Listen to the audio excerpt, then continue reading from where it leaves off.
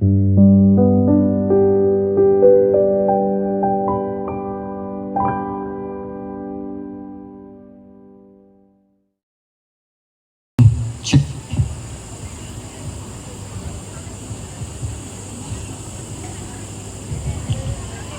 मुख्य अतिथि महोदय, अतिथिगण एवं समग्र साउथ वेस्ट डायसिस से आए हुए माता पिता, भाइयों एवं बहनों, सबों को यीशु सहाय।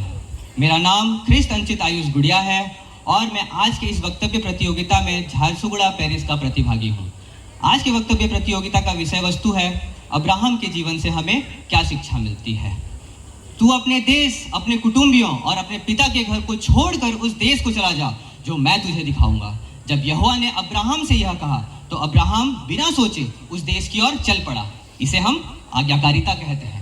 और आज अब्राहम हमें आज्ञाओं को पालन करना सिखाता है, परमेश्वर की योजनाओं पर भरोसा करना सिखाता है।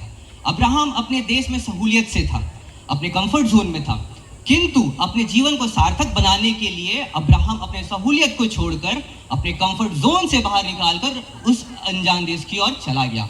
और हमें भी सिखाता है कि अपने जीवन में लक्ष्य को प्राप्त करने के लिए, सफलता हासिल करने के लिए हमें भी अपने सहूलियत को छोड़कर अपने कंफर्ट जोन से बाहर निकलकर अपने लक्ष्य की ओर आगे बढ़ना चाहिए।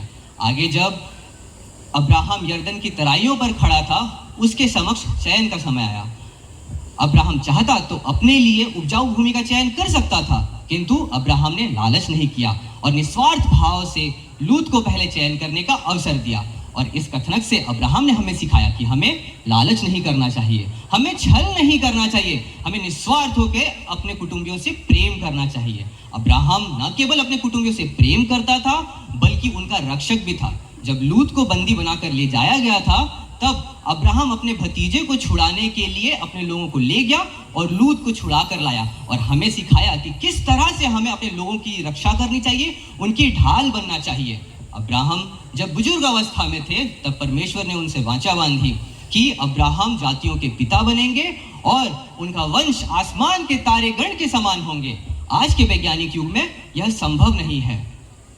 अगर हम चिकित्सा विज्ञान के सिद्धांतों पर चलें तो हम इस कथनक पर विश्वास नहीं करेंगे। सारा, अब्राहम की स्त्री ने भी विश्वास नहीं किया था, किंतु अब्राहम ने विश्वास किया। अब्राहम जानता था असंभव को संभव करने वाला ही हमारा परमेश्वर है। और आज अब्राहम इस आधुनिक युग में जब हम एआई मॉडल्स पे अधिक निर्भर हैं, हमें सिखाता है कि तथ्य और आंकड़ों के आगे देखो, एआई और डेटा से अपनी निर्भरता हटाकर परमेश्वर पर निर्भर हो।